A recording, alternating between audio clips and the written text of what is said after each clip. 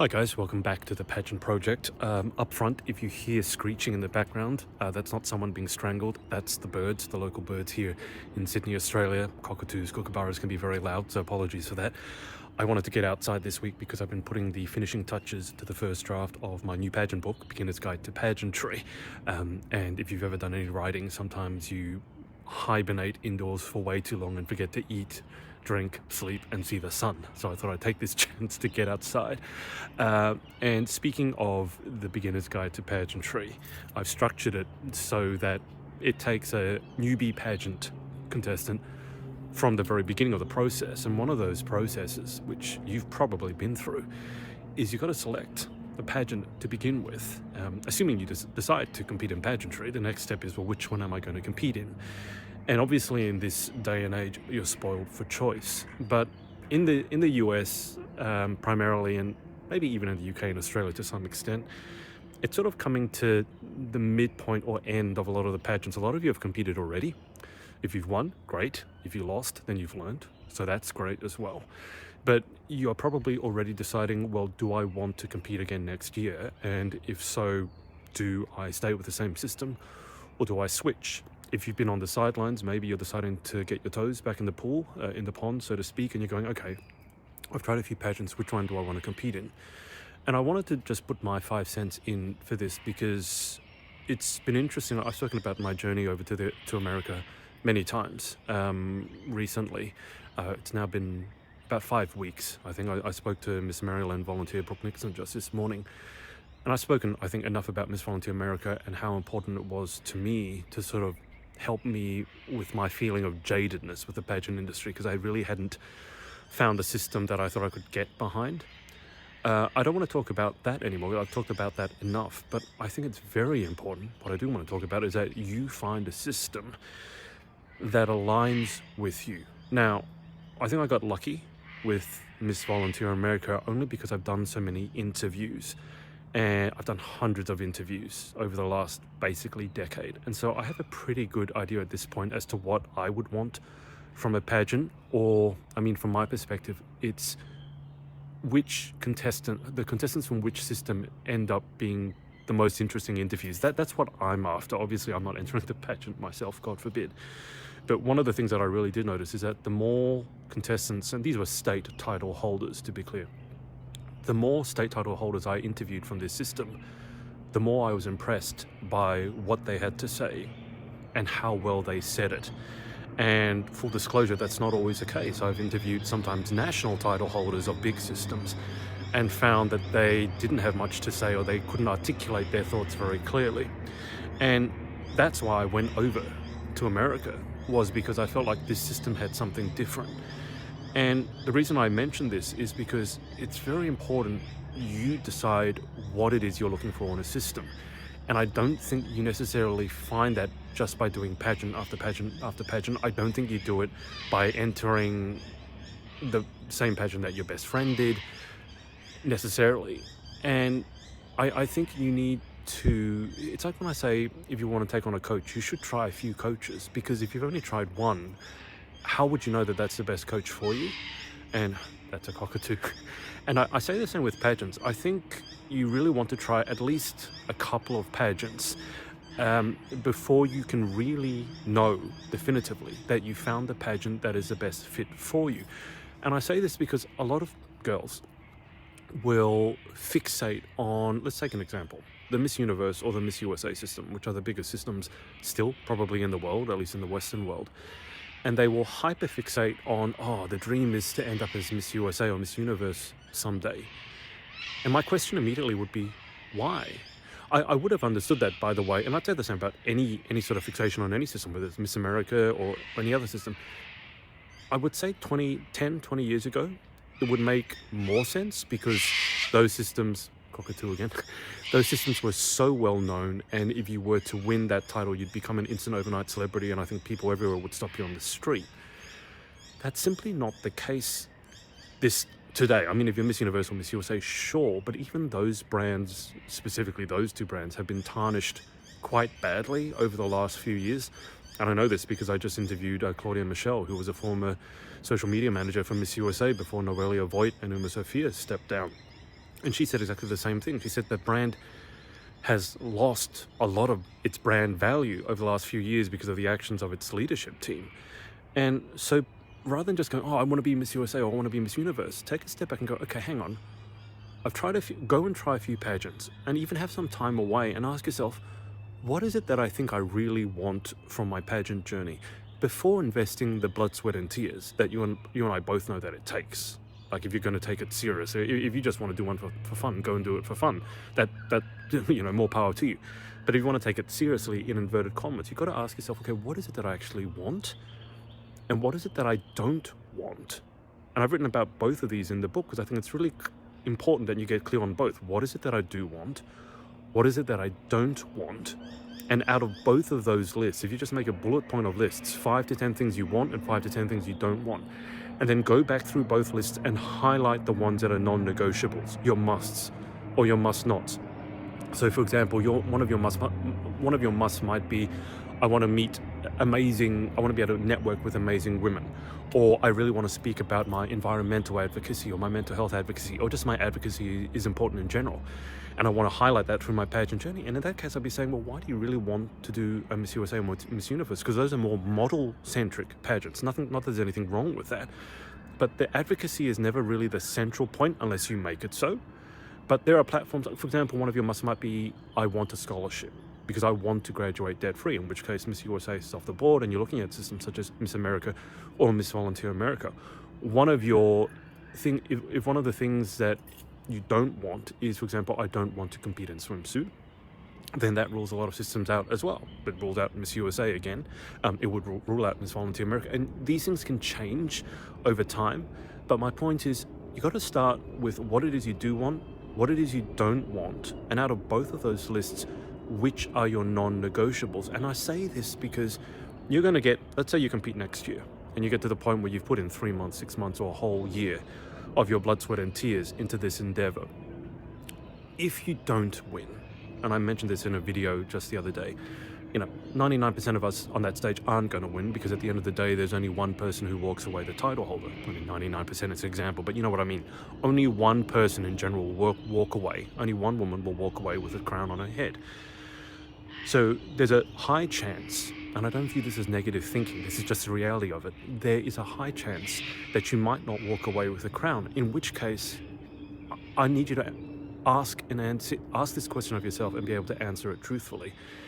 If I don't win, would I still be putting in this hard work?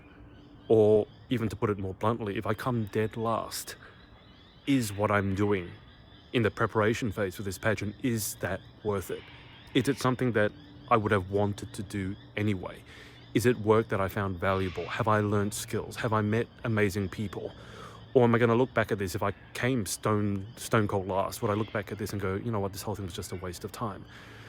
Because that level of resentment or bitterness or just disappointment, of course you're disappointed if you don't win. I understand that just on a general competitive level. I'm not asking you to be happy that you lost. But if you didn't win, would you still view the whole process as being worth it? And I think the only way that you can answer that truthfully and in the positive is if you put some of this sort of inner work of working out what it is you want and what it is you don't want from your pageant journey. And I think also that should, if you haven't given this any thought, give it some thought, but this might also very well change over time. So if you've been in pageantry, let's say 5 years as an example, some of you have been competing for longer than that, maybe 10 years. One of my good friends over in the UK, Danielle Latimer, she just won Miss Universe Great Britain, and she's been in pageantry probably closer to 2 decades in a decade. She's been in pageantry longer than me. And over that time, I can tell you someone like that, what they want out of pageantry, what they know about pageantry, what they expect from their journey in terms of it being worth it, shifts. It's just our general life path. What you want out of life will change over time, and what you should want out of your pageant journey should also change as well. And so for me, one of the big revelations that I had going over to Miss Volunteer America is that, you know what, I really like the idea of scholarship systems. I didn't know much about them because we don't have them here in Australia, but I can really get behind the idea that education is important. for men and women both, but particularly for women, if they're trying to break out of a stereotypical mold. Maybe they come from a location where, they're the first ones from their family going through a college education. And given how expensive education is in America specifically, I can really get behind the idea of a scholarship system, because I think it really, in a very tangible way, opens up opportunities that might otherwise not exist for that young woman. And I didn't know that before I went over to Miss Volunteer America. And I know that now, and so that has shifted my priorities. I also found out a lot about talent. I thought talent was a bit of the performing monkey, do a song and dance on stage. And, yes, some of the girls at Miss Volunteer America sung and danced, but it was at such a high level. The two women, we had 3 nights of preliminary talent, and the winners on 2 of those nights were opera singers. Now, I don't sing opera. I don't sing, full stop. But I have a classically trained ear. I learned the violin from the age of 2. And so I could tell that with my base level of understanding anyway, that those opera singers were very good, borderline great. Like, I would listen to their recordings very happily. It wasn't cringeworthy at all. I made the mistake of my brother sent me a performance from way back of a former Miss Mississippi performing the violin, and it was not good. Let's just put it this way. If you watch my video about talent, you know what I'm talking about. And so I had this sort of skewed view of talent. But I learned that I love talent. What it did was, from my perspective, I love interviewing because I get to hear the women's stories. And what I learned was that talent was a very unique way of those women being able to share their story or part of their story in a very creative way. Whether it's ventriloquism or hanging from a hoop, dancing, singing, slam poetry, I think they call it. And you can tell a lot about a woman's story from the talent they chose. And so for me, those 2 things, talent, I learned a lot about talent, and I learned a lot about wanting to investigate scholarship systems more so than systems that the prize packages, opportunities, or fashion week walks, or magazine cover. I mean, all those things. I'm not casting judgment on it. I'm not saying you should want what I want. What I'm saying is you should know what you want, and that should be a conscious choice, not just a subconscious, oh yeah, I didn't think about it and here I am, because you put in all the hard work. Why on earth would you want it to go in a direction that you haven't given any thought to? I mean, when you do your first pageant or whatever, when you're very young, that's one thing. But even when you're like a teenager competing, I think there's a good chance that you will have a sense of direction as to what you want from a pageant. And I don't think it's ever too early to start asking yourself that question. What is it that I want? What is it that I don't want? And out of both of those lists, what are the non-negotiables? Because as I said, in a year's time, when you're standing on that stage, win or lose, lose in inverted commas, the chance of you looking back at the hard work you've put in and going, yes, that was worth it, increase exponentially when you began with the end in mind. Whereas you just enter it haphazardly and say, oh, because my friend enjoyed it, oh, because it's, the biggest system. And even that, when you say, oh, so-and-so won 10 or 20 years ago, and it was always my dream to compete in the same system they did, I get that one. But the system could have radically changed over those 10 years. If it's new directorship, particularly if it's new directorship, new ownership, it may very well not be the same system that you dreamed of. It might be the same system in name only, and all of its values could have changed. I think Miss Universe Miss USA are perfect examples of this. The change in leadership, the change in direction, it's not, even if you were to argue, yes, it's as prestigious as it once was, which I don't think you can, but even if you were to, it doesn't stand for nearly the same things that I think it used to, right or wrong. And so my plea to you is this, and again, I'm just thinking, it's been on my mind because I've been writing the Beginner's Guide to Pageantry. And the very first thing I say is, well, should you enter pageantry to begin with? But the second thing is, okay, you want to enter. We need to give them thought as to which one. Because even though sort of overall pageant participation numbers are down, have you noticed that there are more pageants than ever? The really confusing thing for me is that they all kind of have the same name, which as a pageant newbie is also very confusing, because there's, Miss International Australia, Miss Australia International, those two aren't the same thing. Then there's Miss Global, and then Miss Global, Face of the Globe. It's like, hang on, why can't you all come up with different names so it's a bit less confusing? But it is so important, I think, if you're going to put the time and effort into something, into anything, that you give some thought as to, okay, if this is going to take time and effort, what do I want out of it? And what do I not want out of it? A big example of this is how much time are you willing to put in? If you've got a career, right, you've got a 9 to 5, like a lot of the Miss Volunteer America women have, could you give up, for example, a month out of would you be willing to give up a month from your career, take that time off to go into a pageant? And the answer to that is no, by the way. Then a pageant such as Miss World, Miss Grand, even Miss Earth, they're kind of off the table for you if you were to compete internationally, because all of those pageants, you need to spend a significant amount of time overseas competing, and it's normally about a month. If you're not willing to do that, don't enter the system in the first place. This is the other thing I wrote in the book. You might think, okay, if I compete in, let's say, a Miss World Australia or Miss Grand Australia, it's only like a week or a weekend. Of course, you're doing the advocacy work behind the scenes, social media, but I only have to spend a weekend competing. Yeah, that's great, except if you win and it leads to an international. As I said, you might then have to be giving up a month or more out of your time. And if you're not willing to do that, then you don't want to compete in the local or national titles first, because when you say to the director, hey, I'm not willing to travel, that's going to be a massive inconvenience for them. But you might also have to go through being replaced or being sort of fired or forced to resign. And this has happened, by the way, I don't know the specifics of it, but for example, Miss Earth USA, a couple of years back, they had one title holder, and then there was a bit of a confusion as to why she was suddenly replaced. There wasn't much explanation given for why she was replaced with someone else. And you don't want that. During a podcast I did with Danielle Mullins and Gracie Pfaff over in Tennessee, Danielle mentioned that was a fear for her. She didn't want to be replaced, and so she had to do all the work, make sure that she was able to see her reign through from beginning to end. But this is one thing, like the time commitment. It's not just the local, it's not just the state. You got to look through the whole thing. Even if you think there's absolutely no chance that you win, be aware of that, because I don't think it's fair on the directors either that you enter the system and then if you happen to win, you're not willing to bear the responsibilities of their title holder out. And if you don't think those responsibilities are fair, and I'll say this about the values of the system, if you don't think the values of the system are fair, if you don't think they're inclusive enough, or you think they're too inclusive to the point where you're kind of rolling your eyes, whichever way you believe, I think you should know all this and be clear about it before you enter. And if you don't agree with it, if you're not willing to follow through with it, don't enter. And don't be one of those women who go into a pageant and say, oh, this is my dream pageant, but you guys are doing it all wrong. Don't be like that. Enter a system that aligns with your beliefs, your values, and is able to match what you're willing to commit, and is advocating for the things that you do want, and is not advocating for the things that you don't want. Because in this day and age, there are more than enough opportunities out there. There are more than enough pageants for you to find one that fits you, maybe not 100%, but 90%. And don't give me the excuse of, oh, but this has been my dream title. If it's not aligned with your beliefs, values, and goals, how can it be your dream title? Maybe it was, as I said, 10 or 20 years ago, and it's not now. Or maybe it was your dream title for the person you were 10 years ago, 5 years ago. But guess what? You've changed as a person, you've grown as a person.